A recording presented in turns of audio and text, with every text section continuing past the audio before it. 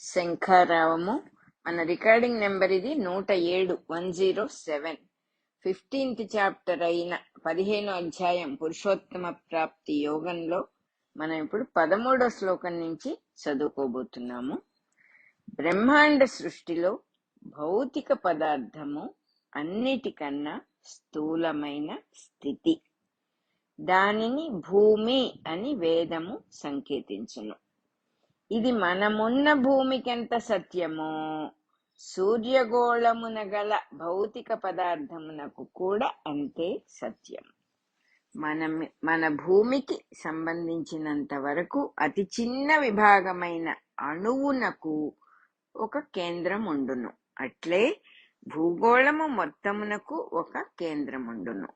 అది రేఖాగణిత రూపకమైన జియోమెట్రికల్ కేంద్రం. దీనితో పాటు జ్ఞానమయమైన కేంద్రము కూడా ఒకటి ఉండును. దానిని ఆ అణువు యొక్క లేక భూగోళము యొక్క నేను అను ప్రజ్ఞగా వేదము సంకేతించును. జూమిత్రిక కేంద్రము శక్తిమయము కాగా ఇది ప్రజ్ఞామయము. ఈ ప్రజ్ఞామయ కేంద్రము నేను అని కృష్ణుడు సూచించెను. గౌ అనగా భూమి అనియు కిరణమనియు అర్థములున్నవి. సూర్యుని నుండి వెలువడు కిరణములలో ఉన్నది సూర్యుడే. తన కిరణములను తానే ఆవేశించి సూర్యుడు భూమిని స్పృశించుచున్నాడు. భూమి యందలి ప్రజ్ఞా కేంద్రముగా తానే ఆవేశించి ఉన్నాడు. ఈ రెండు ప్రజ్ఞల కలయిక వలన ఓజస్సు పుట్టుచున్నది. ఓజస్సు అనగా ఓంకారమును పుట్టించున్నది, ఓంకారము నుండి పుట్టున్నది అని అర్థము. సూర్య కిరణములయందున్న తాను ఓంకారమును పుట్టించువాడు కాగా సూర్యకిరణములయందున్న తాను ఓంకారమును పుట్టించువాడు కాగా భూమి యందున్న తాను ఓంకారము నుండి పుట్టినవాడు. ఈ ఇరువురి కలయిక వలన భూమి యందలి ప్రకృతి నుండి వేర్వేరు జీవరాశుల రూప రేఖాదులు పుట్టుచున్నవి. కనుకనే భూమి స్త్రీ స్వరూపమైన తల్లి ప్రకృతి కాగా సూర్యుడుగా ఉన్న తాను బీజమును ప్రసాదించు తండ్రినని మరి ఒక తావున కృష్ణుడు చెప్పెను. ఇక్కడ రసస్వరూపము అనే హెడ్డింగు. ఈ పుట్టిన జీవరాశులకు పోషణము కావలెను గదా. పుష్టిని కలిగించున్నది రసము. రసము అనగా సారము, రుచి, అనుభవము అను అర్థములున్నవి. మనము తిను ఆహారము యొక్క రుచిని మనము అనుభవింపగా ఆ అన్నము మన యందు జీర్ణమై రసముగా రూపొంది ప్రాణమయ కోశమున అనుభవింపబడుచు తనకు పుష్టినిచ్చును. అట్లే సృష్టియందు అనుభూతియే దేనికైనాను పుష్టినిచ్చును. భూమిలో నాటబడిన బీజమునకు రసములు అనబడు జలముల స్పర్శ కలుగగా అది పులకించి ఆ అనుభూతిచే అది వృద్ధి నొందుచున్నది. ఆ మొక్కను గాని దాని ఫలములను గాని జీవరాశులు ఆహారముగా స్వీకరించినప్పుడు దాని యందలి సారము ఆయా జీవరాశుల యందు రుచిని ప్రేరేపించి వాని యందు జీర్ణమై రసముగా మారి వానిచే అనుభవింపబడి పుష్టినిచ్చును. ఇట్లు జీవరాశులకు పుష్టినిచ్చు వృక్ష ప్రపంచమును ఓషధులని శాస్త్రము నిర్దేశించును. ఓషధులను పుట్టించి పెద్ద చేయు రసమునకు అధిదైవము సోముడు అను గంధర్వుడు. ఇతడు బ్రహ్మాండ స్థాయిలోని ఒక దేవత. మన సౌర కుటుంబమున ఇతడు ఇంద్రుడు, నెప్ట్యూన్ అను గ్రహాది దేవతగా ఉన్నాడు. అనగా సోముని ప్రజ్ఞ మన సౌర కుటుంబమునందు ఇంద్రుడు అను గ్రహము ద్వారా ప్రవర్తించును. మన భూమికి సంబంధించినంత వరకు చంద్రుని ద్వారా సోముని ప్రజ్ఞ పనిచేయుచుండును. కనుకనే చంద్రుడు ఓషధులకు అధిపతి అని జ్యోతిశాస్త్రము నిర్దేశించును. రసములు అనగా జలములు అని కూడా అర్థమున్నది. జలములకు కూడా అధిపతి చంద్రుడే. కనుక భూమిపై ఓషధులు మొలకలెత్తుటకు అధిపతి చంద్రుడు. జీవరాశుల ఆకలి తీరి శరీర పోషణము జరుగుటకు అతడే అధిపతి. అట్లే సృజనాత్మక ప్రక్రియ ప్రాసెస్ ఆఫ్ రీప్రొడక్షన్ కు కూడా అతడే అధిపతి. కనుకనే జీవరాశులకు చంద్రుడు తల్లి వంటివాడు. ఇట్లు జీవరాశులకు తల్లిదండ్రులైన చంద్ర సూర్యులయందున్న కార్యనిర్వహణమంతయు అంతర్యామి ప్రజ్ఞయగు తనచే నిండి ఉన్నదని కృష్ణుడు హెచ్చరించుచున్నాడు. 13వ శ్లోకం అయిపోయింది.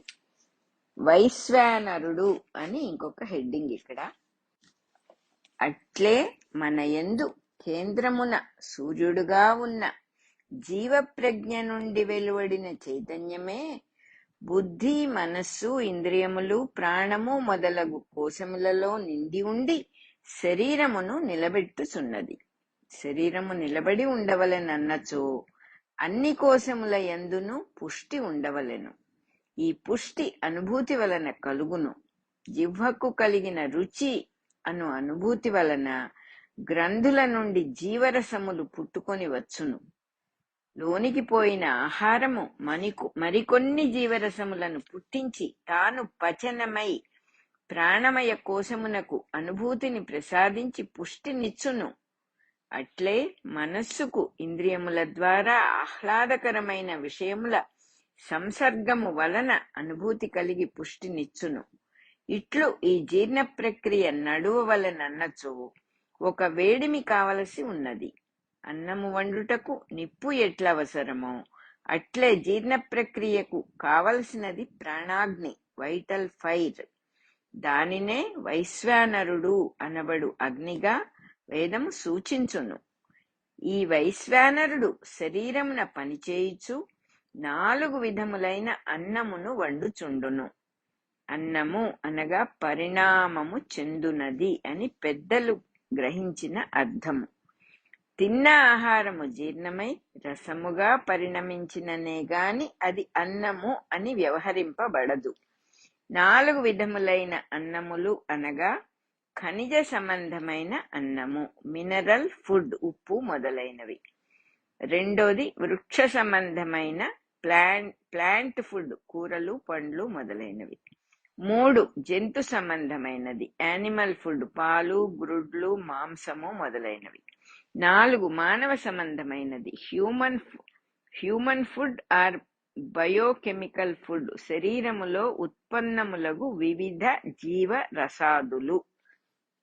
ఈ 4 విధములైన ఆహారములను పచనము చేసి అన్నముగా మార్చి శరీరమును నిలబెట్టువాడు వైశ్వానరుడు అనబడు అగ్ని. ఈ పచన ప్రక్రియను నిర్వర్తించుటకు ప్రాణము, అపానము అనబడు స్పందనములు ఆవశ్యకము. ఇవి సంకోచ వ్యాకోచాత్మక స్పందనములు, సెంట్రిపెటల్ అండ్ సెంట్రిఫ్యూగల్ పల్సేషన్స్. ఊపిరితిత్తులు శ్వాసక్రియను నిర్వర్తించవలెనన్నను, గుండెకాయ కొట్టుకొనుచు రక్త ప్రసరణము నిర్వర్తించవలెనన్నను ఈ స్పందనలు లేనిదే జరుగదు. అనగా ఈ స్పందనాత్మక ప్రక్రియ ద్వారా మాత్రమే ప్రాణాగ్ని పనిచేయును. ఈ ప్రాణాగ్ని ఎంతకాలము పనిచేయును? ఈ శరీరము ప్రాణాగ్నిచే నిలబెట్టబడి ఉండుట ఎంతకాలమో నిర్ణయించున్నది తన యందలి దివ్య ప్రజ్ఞ. అది నేను అను ప్రజ్ఞగా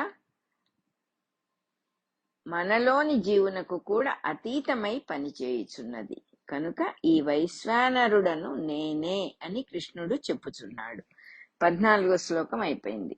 మనుష్యులకు శరీరమున కేంద్రస్థానము హృదయము. శరీరము నిలబడుటకు కావలసిన ప్రాణమయ ప్రవృత్తులకును భావమయ ప్రవృత్తులకును కూడా కేంద్రము హృదయమే. తన శరీరము నిలబడి ఉండుట తనకెక్కువ ప్రియమైనది. కనుకనే ప్రేమ అనుభవమునకు కారణము కేంద్రము కూడా హృదయమే. ఆ కేంద్రమందు నివాసం ఏర్పరుచుకున్నవాడు తానే. ఈ తాను అనగా జీవుడు. ఒక వ్యక్తి యందున్న నేను అను ప్రజ్ఞలో 2 భాగములు ఉన్నవి. ఒకటి తన యందు తానున్న సాక్షీభూతుడగు దివ్య ప్రజ్ఞ, డివైన్ స్పిరిట్. రెండవది మనోబుద్ధీంద్రియాదులచే పనిచేయుచున్న జీవుడు, సోల్. ఈ జీవుడే ఆ జన్మకు, ఈ దేహవ్యూహమునకు ఈశ్వరుడు, లార్డ్ అనబడును. ఇట్లే అందరు మనుష్యులలో ఉన్న జీవులు అనబడు నేనుల కనిష్ట సామాన్య గుణిజమే ఎల్సియం పైన చెప్పిన దివ్య ప్రజ్ఞ లేక దేవుడు అని భగవద్గీత పరిభాష. తన యందున్న జీవుడు అనబడు తాను పరిణామక్రమమున ఎంత ఉత్తమ స్థితి సాధించుకొనగలిగెనో అంత విస్తృతముగా తన ప్రేమ వ్యాపించును. అనగా ఈ ప్రేమ పరిమితులు గలది, అనగా కొలతలకు అందున్నది.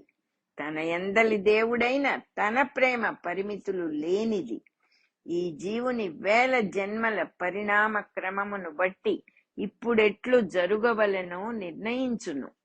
మిగిలిన జీవరాశుల యందున్నది కూడా తానే కనుక అందరి యోగక్షేమములతో బాటుగానే ఈ జీవుని కార్యక్రమమును నిర్దేశించును. అనగా జగత్కర్మననుసరించి ఈ జీవుని వ్యక్తిగత కర్మను, వాని జీవ పరిణామమును నిర్ణయించును. ఇది ప్రేమ యొక్క పరిపూర్ణ లక్షణము. ఈ జీవుని నుండియే గడచిన దానిని తిరిగి గుర్తు తెచ్చుకొనగలుగుట, తెలిసికొనుట, పొరబడుట కూడా జరుగుచుండును. ఈ జన్మకు సంబంధించిన సంఘటనలన్నీయు తన యందు సబ్జెక్టివ్ సెల్ఫ్ ముద్రితమై ఉండి అవసరమైనప్పుడు గుర్తు తెచ్చుకొనుట సాధ్యపడుచుండును. ఈ జీవుడు దేవుడైన తన యందు సమర్పణ చెందినప్పుడు అసలు తాను పరమ పురుషుని అంశ అని గుర్తు తెచ్చుకొనుట సాధ్యపడును. అప్పుడు కొన్ని జన్మల నుండి పూసలలోని దారము వలె సాగి వచ్చుచున్న తన కార్యక్రమము గుర్తుండును. ఇట్లు తెలియుటయే ఈ జన్మకావశ్యకమైన జ్ఞానము. అయినను ఈ జన్మకు సంబంధించిన సంబంధ బాంధవ్యములను పరిమిత సత్యముగా భావించుట తప్పనిసరి. ఒక యువతిని తన భార్యగా భావింపనిచో తన కర్తవ్యమును ఆచరింపలేడు. బాహ్యలోకమున తన కర్తవ్యము నిర్వహింపని వాడెంత పూజ్యుడైనను వానికి ఆధ్యాత్మిక సాధన పూజ్యమే. కనుక పొరపాటు కూడా తన కార్యక్రమములోని భాగమే. తన యందలి దేవునకు శరణాగతి చెందినను తాను వేరుగా జీవుడుగా ఉన్నాననుకొనుట ఒక పొరపాటు. ఈ పొరపాటు లేనిదే యోగ సాధనకు మార్గమే లేదు. దీనిని శేషిత్వ భావము అందురు. ఇది భక్తి సాధన రూపమైన ఆధ్యాత్మిక సాధనకు నిచ్చెన వంటిది.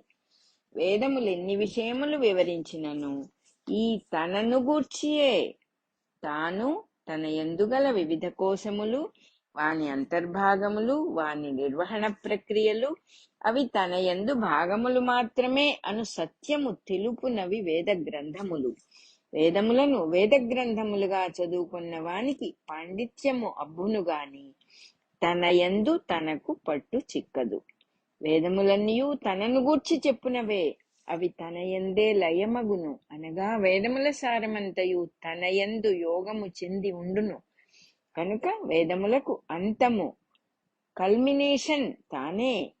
ఈ వేదము తానే అని గ్రహించున్నది కూడా తానే కనుక వేద విదుడు కూడా తానే. ఇట్లు తెలియదగిన వేదము తెలుసుకొనువాడు, తెలుసుకొనుట అను ప్రక్రియ, ఈ మూడును తన యందు లీనమైన వాడు నారాయణుని ప్రజ్ఞకు సన్నిహితుడై ఉండును. 15వ శ్లోకం అయిపోయింది పురుషోత్తమ ప్రాప్తి యోగంలో. అలాగే మన రికార్డింగ్ నెంబర్ 107 కూడా అయిపోయింది.